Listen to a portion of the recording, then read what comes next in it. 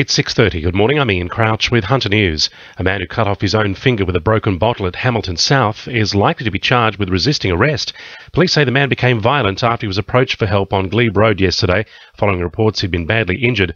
Officers were forced to use a taser to subdue him before he was taken to the John Hunter Hospital for treatment. Two senior motorcycle gang members are due to face court accused of running a drug lab in the Hunter Valley.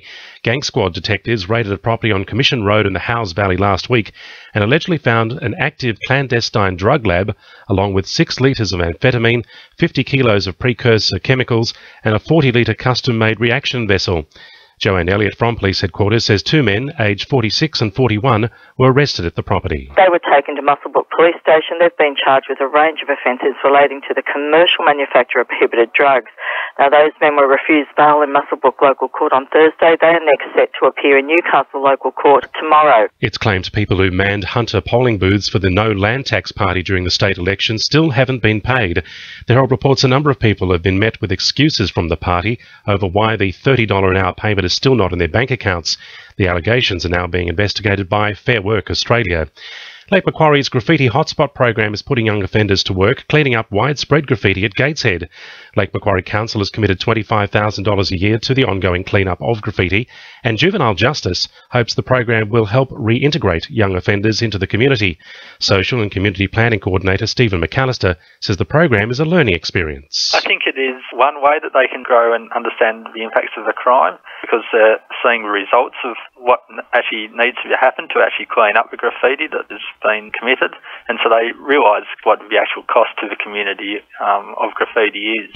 Skill shortages are being tackled by Newcastle Catholic schools as a multi-million-dollar trade training centre opens this morning at St Francis Xavier's College at Hamilton. SFX is leading a group of schools including St Paul's Burrigal, St Pius X Adamstown and St Mary's Gateshead, which have received more than $6.8 million to build trade training centres for vocational education and training for students. Lyndall Neville from the Catholic Schools Office says the centre will set students up for life after the HSC. These courses provide students the opportunity to gain a certificate too, and those qualifications can transfer directly into further study, either through TAFE or a private provider, and in some instances they can gain credit towards university courses. Hunter homebuyers could be in for an interest rate cut when the Reserve Bank Board meets today. Economists believe conditions are right for a 0.25% cut, which would take interest rates down to 2%. AMP Chief Economist Shane Oliver says such a move could easily be justified. I think at the end of the day, we've got an environment of pretty subpar economic growth in Australia. We've got very low inflation. The outlook for business investment remains quite poor.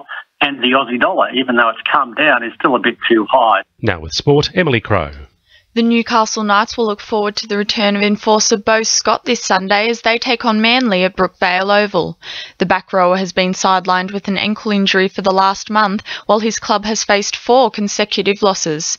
Scott says he's eager to get back on the field. Yeah, it's hard watching the boys go around, especially when we're losing like we were. So, it'll be good to get back on the field and do my part.